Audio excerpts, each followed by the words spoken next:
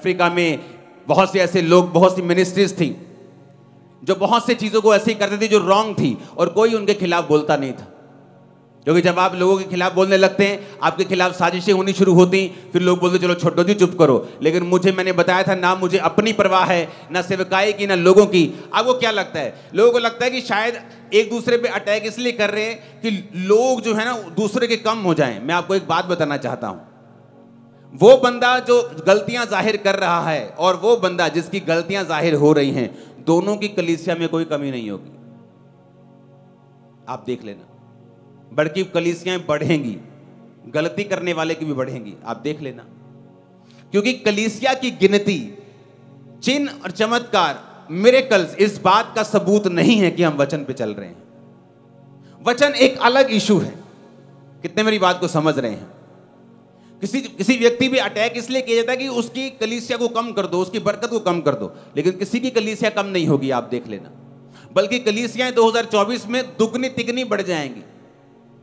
सिर्फ यही नहीं, दूसरों की भी। तो फिर कारण क्या था बोलने का? कारण यह है कि आप लोगों को वचन मालूम होना चाहिए। क्योंकि कल को डॉक्यूमेंट्रीज बनेंगी, कल को टीवी चैनल्स वाले डॉक्यूमेंट्रीज बनाएंगे। अफ्रीका में डॉक्यूमेंट्रीज बनी है पास्टर्स के ऊपर, जिन्होंने अपनी चर्च में गलत काम किए, और जब वो लड़कियों ने आके एक्सपोज किया उनको, तो अब लोग क्या बोलने लगे, उनके कमेंट्स पढ़ के देखो कि हम तो पहले ही कहते थे चर्च में नहीं जाना चाहिए। जब मैं इटली में था, मैंने एक गोरे से पूछा तू चर्च जाता है? कहता नो। मैं कहा व्हाई? कहता there are so many scandals in the church. कि चर्च में बहुत सारे स्कैंडल्स होते हैं, बहुत सारे घपले होते हैं। मैं चर्च में, वैसे मैं देखो तू क्रिश्चियन है? Yes I am Christian. प्रभु को मानता है? Yes I believe in Jesus. Do you pray? या सम टाइम आई प्रे। क्योंकि रीजन ये है कि वहां पे कोई बोला नहीं, पाप के खिलाफ उलाहना नहीं दी।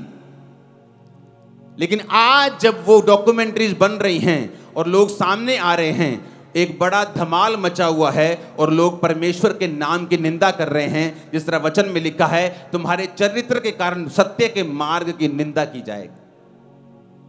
इजराइलियों को परमेश्वर ने निकाला बाहर, इजराइली आए बाहर। बाइबल कहती है जब इजराइली बाहर आए तो इजराइलियों ने पाप किए, कुकर्म किए, गलत काम किए, हर प्रकार से परमेश्वर को निंदा, मूसा को निंदा। तो क्या हुआ?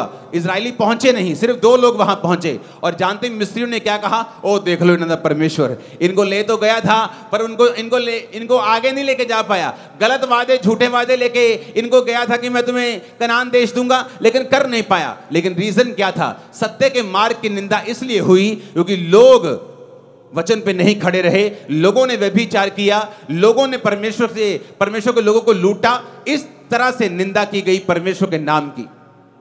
लेकिन आज जब कोई व्यक्ति होगा जो पाप पर उलाहना देगा, जो ये बात को कलीसिया को बता देगा कि ऐसा ऐसा ऐसा सब गलत है, ताकि कल जब ऐसी कोई घटना इंडिया में हो, आप लोगों को मालूम होगा कि हाँ, इस चर्च में इस बात के विरुद्ध प्रचार हुआ था, हम लोग खड़े हुए थे और खड़े होकर हमने बताया था। लोगों का विश्वास परमेश्वर पर से कभी खत्म नहीं होगा। इंडिया के मैं गारंटी देता हूं आपको, लोग कभी नहीं जाएंगे।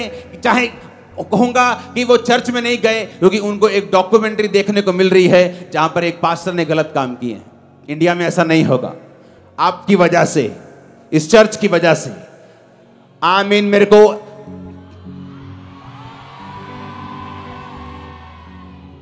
हालेलुया। हमारे YouTube चैनल को सब्सक्राइब करें ताकि आप परमेश्वर के गहरे भेदों को जान सकें कि कैसे आप परमेश्वर में बढ़ सकते हैं, कैसे आप दुष्ट आत्माओं से, नशों से, बीमारियों से और वंशों के श्रापों से आजाद हो सकते हैं।